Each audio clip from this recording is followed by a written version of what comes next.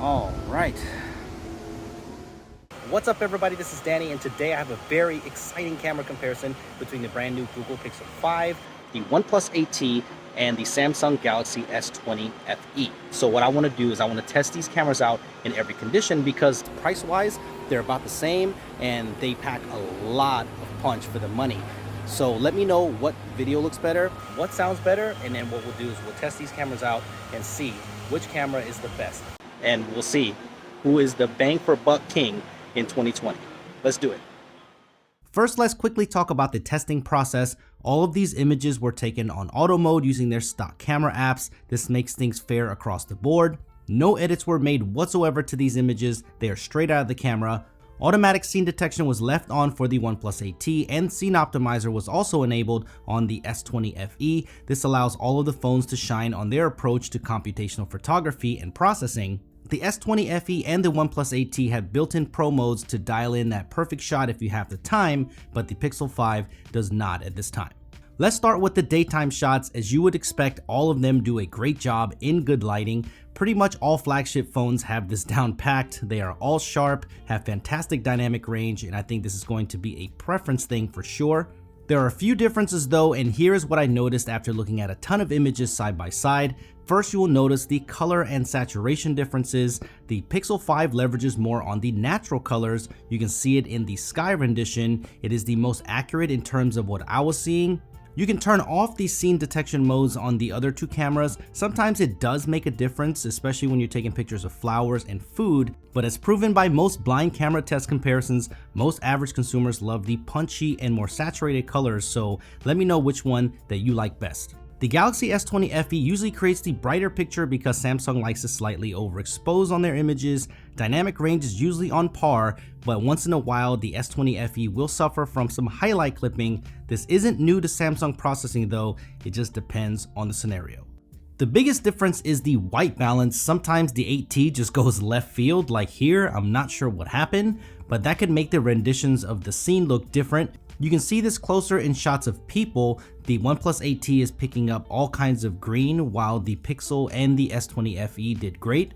In terms of skin tones though, I think the Pixel 5 has the best rendition. I think it has the best balance of color and exposure, so I'm glad to see improvements from Google here, but if you're a fan of your skin looking brighter and slightly overexposed, the Samsung will be the way to go. It's all about personal preference.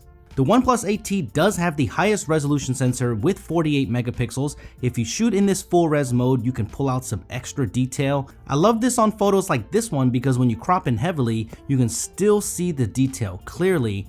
Most of the time you're better off just using the 12 megapixel mode because when you punch into the shadows in mixed lighting conditions, it can actually make the photo a little bit worse, but it's nice to have this type of resolution on your phone. Most people won't be pixel peeping this hard, but getting more detail isn't a bad thing, so good on OnePlus for including a higher res sensor. They all have portrait mode, but the S20 FE uses the wide angle camera only for this mode at this time, so you don't have the choice to switch like you do on the 8T and the Pixel 5. The extra depth sensor on the 8T makes a difference. The roll off is a lot more natural in a lot of shots, and the edge detection was actually worse on the Pixel 5 in most of my shots, which is really surprising.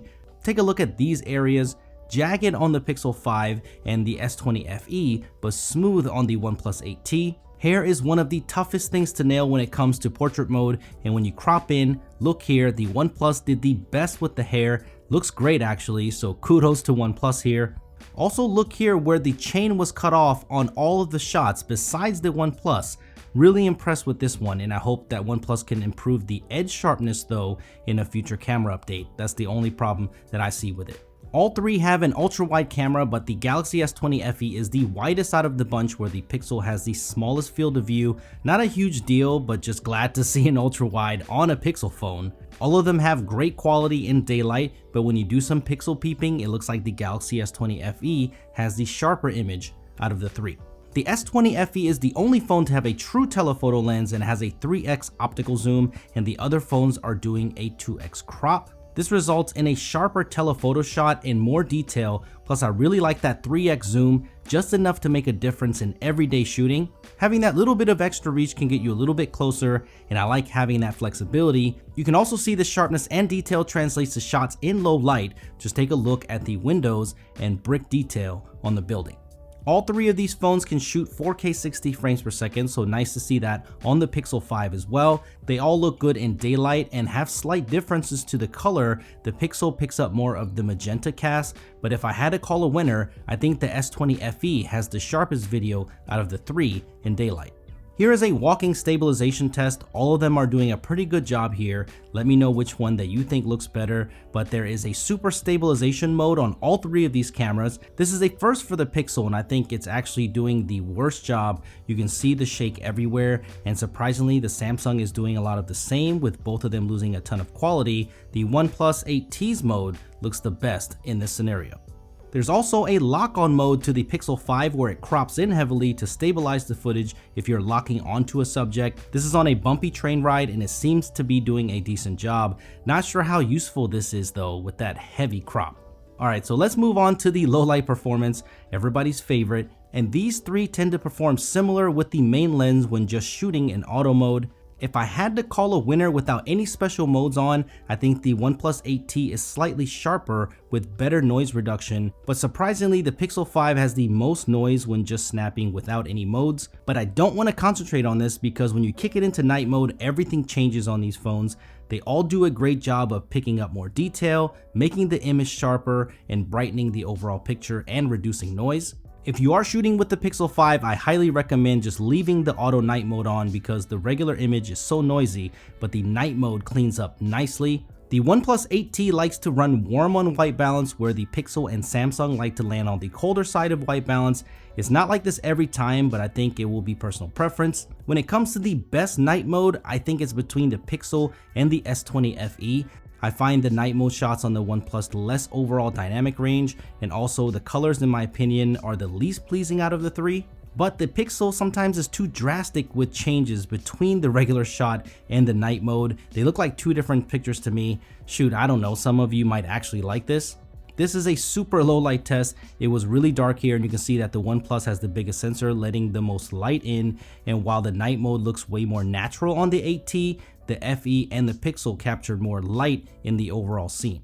The game changers for me are the different modes. If you're an astrophotography fan, it's no contest. The Pixel 5 crushes the other two with the longest exposure times. These were taken on a tiny mobile tripod and I think it exposed for about 2.5 minutes. Look at how noisy the OnePlus is, but you can use Pro mode on the OnePlus to do long exposure. It's just not built into the auto mode.